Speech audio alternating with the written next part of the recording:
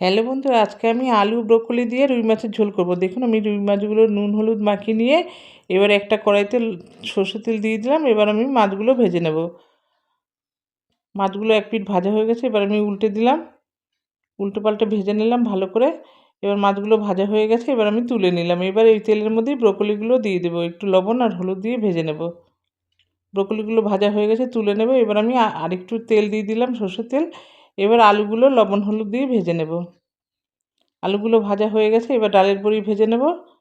তারপর ওই তেলের মধ্যে জিরে তেজপাতা ফোড়ন দিয়ে দিলাম। তারপরে একটা পেস্ট করে রেখেছিলাম পেঁয়াজ রসুন আদা আর কাঁচা লঙ্কার পেস্ট, সেটা দিয়ে টমেটো কুচি দিলাম। দিয়ে লবণ হলুদ জিরে গুঁড়ো ধনে গুঁড়ো আর কাশ্মীরি লঙ্কার গুঁড়ো দিয়ে ভালো করে মশলাগুলো কষিয়ে নিলাম। কষিয়ে আলু আর ব্রোকলি দিয়ে দিলাম। আলু ব্রোকলি দিয়ে এবার গরম জল দিয়ে দিলাম। দিয়ে ফুটে উঠেছে যেই মাছগুলো দিয়ে এবার বড়ি আর ধনেপাতা দিয়ে ব্যাস সার্ভ করে নিলাম।